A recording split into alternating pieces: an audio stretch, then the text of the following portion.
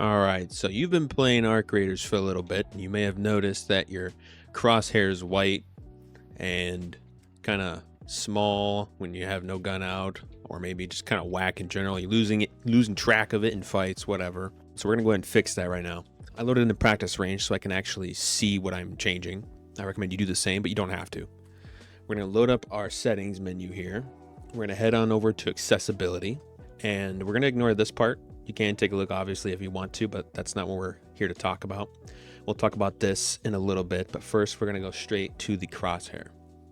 So we got our first option here. It's override crosshair shape. Now, by default, each gun has their own reticle here. Like this one has kind of like a Battlefront-esque looking thing. You know, it's kind of big and bulky, which is kind of nice, I guess. It's easier to keep track of, but it's still white and kind of blends in with certain stuff a little bit.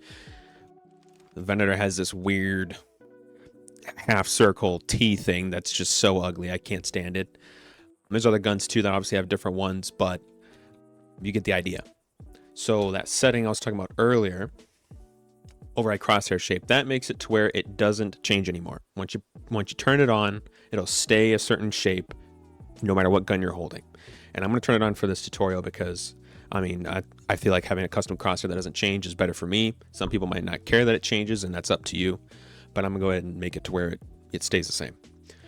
Crosshair shape, we have the cross. You may recognize these from different guns you've used, but we have a cross, circle, T-cross, rounded diamond, angled radial lines, which is what the Stitcher was.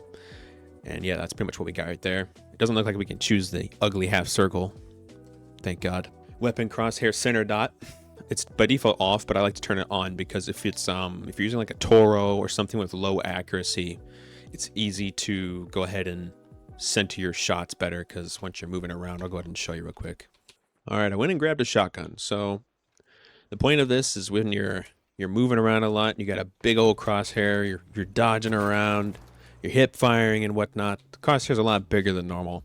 And that's kind of nice to have a center dot because if they're far away like this, if the center's off, you have like way less of a chance of hitting all the pellets. If I shoot them, quite a few pellets hit on the side and not the target, right?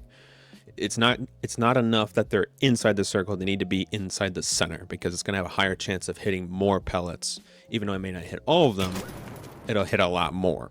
So that's why you kind of want a center dot, so it helps you to, you know, always aim with the center dot rather than the actual circle. So that's why I recommend using the center dot. All right, so we have the center dot radius. This is pretty self-explanatory. You can have it at 1, or you can have it at literally 4 if you wanted to have it that big. I recommend 1 or 2 just to keep it simple and small. I know some people might want it to be bigger. Maybe they have some difficulty seeing the reticle in general, so up to you what you want, but I recommend 1 or 2. I probably will do 2. So crosshair length, this doesn't apply to the circle at all. This will only apply to like, well, ones with lines. So we'll go ahead and change the shape real quick to show that. So we got the cross here. We got the T-cross, the rounded diamond. This also, the crosshair length doesn't affect that one either. Although I don't know why that the circle, okay, yeah, it's blanking out now. But yeah, and pretty much anything with lines, it's going to affect it, right? So if we have this guy, you could turn it up and have the lines a lot closer to the dot and a lot more centered, or you can have them out and have almost no lines. I like to keep it short, but still there. Crosshair thickness is the main line's thickness. Pretty self-explanatory again, but that's what that does. I recommend 1 or 2. 2 is kind of thick. I've seen some people max this out and then make this really short and kind of have this square looking shape too. So it's kind of up to you what you want to do, but that's how you do it. That's what that means, right? So we'll go ahead and turn this up a little bit. So crosshair outline thickness is the black parts. It's kind of hard to see those because it's pretty small. Turn it up and kind of see that there's an outline around the white parts. So you can kind of make that as big as you want. Again, I don't recommend turning it off, but some people do. I prefer have mine at 1 or 2 just because I want to be able to see in dark and bright areas. So if I have it at 2, for instance, the white reticle was blending in with the background a lot more earlier, but now that there's an outline that's more noticeable, it doesn't blend in with these bright areas as much. And when I move into the dark areas, the white dot is there. So it's kind of covering both bases there. That's kind of how I think of it. And there's some pretty dark areas in, you know, Arc Raiders, so it's kind of nice to have that back up there. I keep it out probably 1 or 2. I'm going to go with 2. Crosshair opacity. This one's pretty self-explanatory. It's how invisible your crosshair is. If you want to be an insane psychopath person, you can go ahead and turn it all the way down if you want, but I like to be able to see my cursor, so I'm going to bring it up to at least 80. I usually actually have it at 100. Well, I get it if you take it down to 80, just for that extra subtlety, just a little bit of subtlety, right? So, oh yeah, we have crosshair red, green, and blue, and then outline red, green, and blue. These are all like the color mixing options you can do to make these different colors, and you can do both the outline and the inner line different colors, any color you want, bright, dark, whatever. I typically do something like pink or green. So I mean, if you want to do that, you can just take down the green here and it's got a nice bright pink color. If you want green, obviously you can just turn up green here. Oh, that's blue. Turn up green, turn down blue and red, and you have green. Or if you want red, some people do that too. Bam, you get a red cursor. You can blend them together for different combinations. I mean, I guess if you want, like, I don't know, yellow, you could do red and green. So yeah, you can kind of combine it a little bit. You can take these down to different values if you want orange, you want some weird color. I don't even know, like there's like a pastel pink. I know some people do a cyan blue, which is basically, people will think, oh, you take these down and it's blue. Well, that's kind of dark. What you do is you take the color you want, make it max brightness. I think you have to use just green and kind of turn up green a little bit, and you get kind of like a brighter blue, which is kind of cool. We're going to go ahead and leave this on pink. It's a pretty common color. Crosshair outline. Again, you can make this any color you want. You can go crazy with it. I've seen people mostly use dark colors. I recommend outline being dark and the main lines being bright. Some people have inverted them, so they'll do like this and then bring the pink out here, and they'll do something like that. And then if you wanted like an inverted one, but it's kind of crazy right now, so we'll go ahead and take down the thickness and then maybe make the thickness of the lines bigger. Center dot radius, may bring that up 1 notch.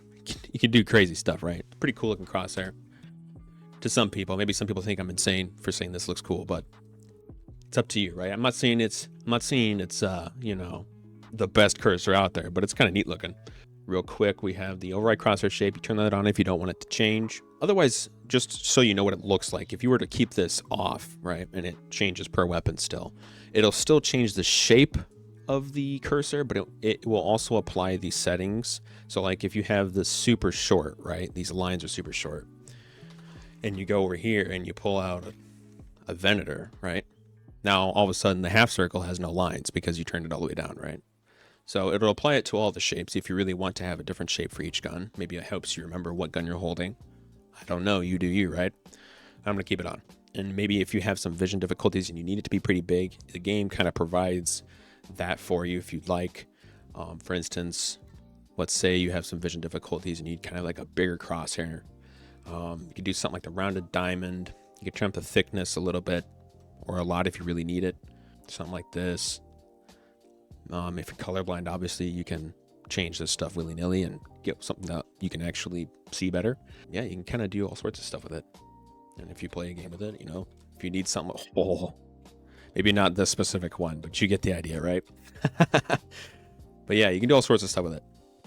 Another thing I wanted to mention that you'll see in the accessibility tab here is at the top, you scroll all the way up here, above crosshair, not at the top, but above crosshair, you'll see blocked line of fire. There's move crosshair when line of fire is blocked. Okay, you're gonna probably want this on. I recommend you do.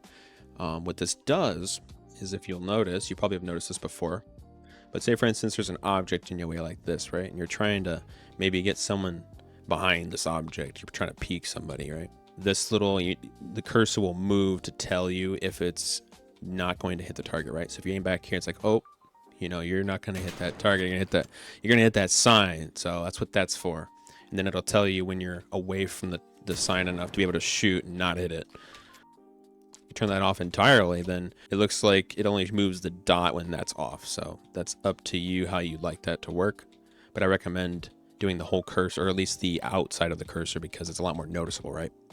Turn it on, but this is the part I really want to talk about. Smooth move when line of fire is blocked.